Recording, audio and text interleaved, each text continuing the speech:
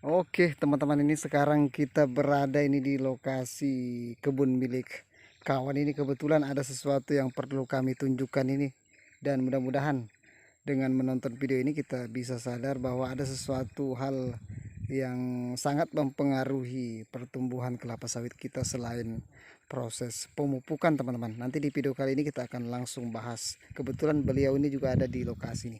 Oke, sebelumnya assalamualaikum warahmatullahi wabarakatuh. Salam tan dan berduri. Salam predator semua kepada seluruh petani sawit Indonesia. Semoga kita selalu diberikan kesehatan, juga mudah-mudahan diberikan rezeki berupa kelapa sawit yang berbuah melimpah. Amin.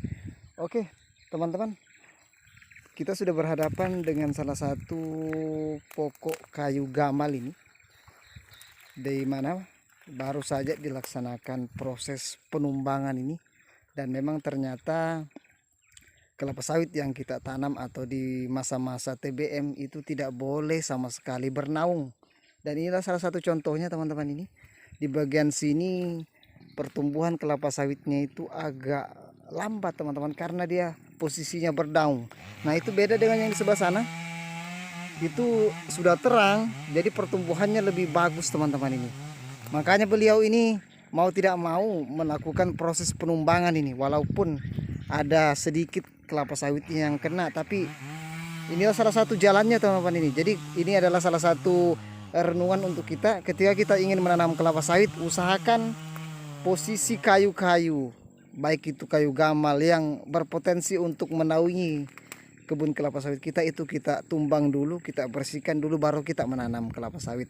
Jadi jangan sampai kayak semacam ini sudah besar kelapa sawitnya masih ada gamal-gamal yang ada di sini tidak ditumbang, dan ini yang mengakibatkan nanti pertumbuhan bisa lambat teman-teman ini. Oke, kita lihat lagi prosesnya yang sebelah sana.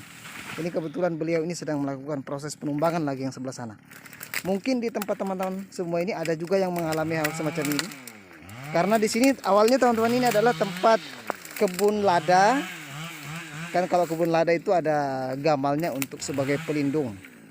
Jadi beliau ini menanam di sela-sela lada dan tidak dimatikan pohon gamalnya. Nah inilah yang menyebabkan kelapa sawitnya ini agak lambat pertumbuhannya karena dia bernaung teman-teman. Beda dengan yang sebelah sana, sudah dibersihkan, sudah bagus, cepat dia naik. Nah, kita lihat ini prosesnya ini. Sedang dilaksanakan proses penumbangan lagi nih. Lanjut. Nah ini teman-teman, ini prosesnya kawan ini. Lanjut, lanjut. Nah mau tidak mau teman-teman itu karena sudah besar gamalnya ditumbang, mau tidak mau ada kena sawitnya nih. Tapi tidak ada apa-apa, nanti akan normal kembali. Lanjut. Alah. Mari ini. Mari. Lanjut, lanjut, lanjut. Ini barin.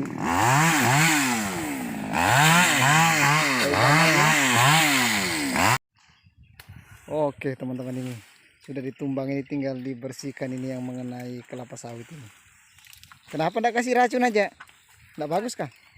Mana itu dikasih racun bertahun sudah mati. Iya ya, enggak mati-mati racun anu ya, kalau dikasih racunnya. Ada juga yang mati, tapi mati, prosesnya lama dia. prosesnya lama. Bagus langsung sensor aja kena ini. Jadi memang teman-teman ini memang bisa juga diracun, tapi memang agak prosesnya lama ini. Apalagi kalau kita salah dalam proses aplikasi racunnya, kadang-kadang dia enggak mati nih. Apalagi kalau sudah yang tua kayak gini teman-teman, ini sudah tebal sekali ini anunya. Batangnya ini sudah, kulitnya sudah puluh-puluh tahun kan ini gamalnya teman-teman ini. Bekas tanaman merica dulu disisipi kelapa sawit. Jadi mungkin ini pelajaran untuk kita juga sebagai petani pemula. Ketika kita ingin menanam sawit, usahakan tanaman-tanaman yang berpotensi untuk melindungi kelapa sawit kita itu ditumbang dahulu.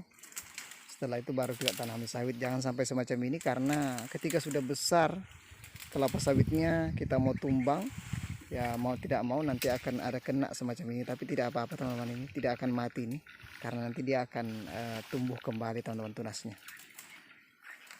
Ini tinggal berapa pokok lagi teman-teman ini yang mau dibunuh nih. Tinggal berapa pokok ini? Tinggal 1, 2. Itu sana 1 lagi 3. Memang ini sangat berpengaruh sekali teman-teman terhadap pertumbuhan kelapa sawit kita ini.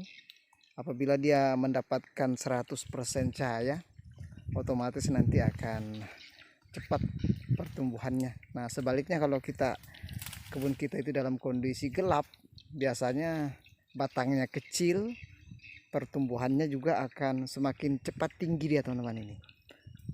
Nah ini salah satu pelajaran untuk kita, jangan sampai nanti kita tanam kelapa sawit di bawah pokok-pokok besar, susah nanti membunuhnya teman-teman.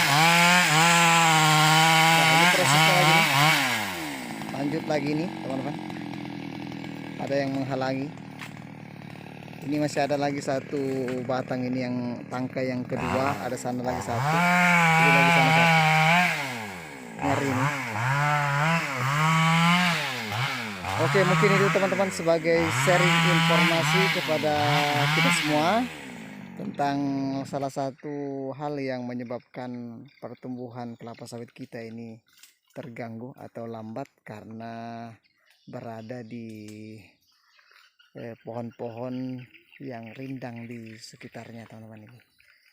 Ini ada berapa target lagi nih, berapa pokok lagi nih? Masih ada 3 ya?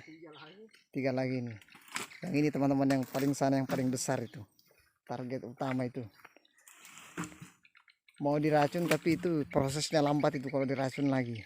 Dikupas lagi atau di bagaimana lagi, waduh. Lama prosesnya. Terpaksa racun sengso jadi pakai ini.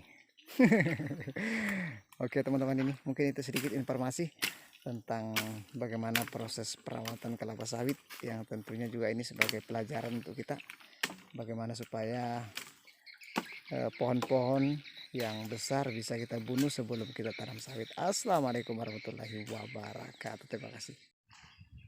Oke teman-teman, ini sudah ditumbang, ini tinggal dibersihkan ini yang mengenai kelapa sawit ini. Kenapa enggak kasih racun aja? Enggak bagus kah? Mana itu dibalik kasih racun bertahun sudah nanti mati. Iya ya, enggak mati-mati racun ya kalau dikasih racunnya. Ada juga yang mati tapi Mati, cuma prosesnya lama dia. prosesnya lama. Bagus langsung sengso aja kena ini. Racun sensor. Jadi memang teman-teman ini memang bisa juga diracun, tapi memang agak prosesnya lama ini. Apalagi kalau kita salah dalam proses aplikasi racunnya, kadang-kadang dia enggak mati nih. Apalagi kalau sudah yang tua kayak gini teman-teman, ini sudah tebal sekali ini anunya. Batangnya ini sudah, kulitnya sudah puluh-puluh tahun kan ini gambalnya teman-teman ini. Bekas tanaman merica dulu disisipi kelapa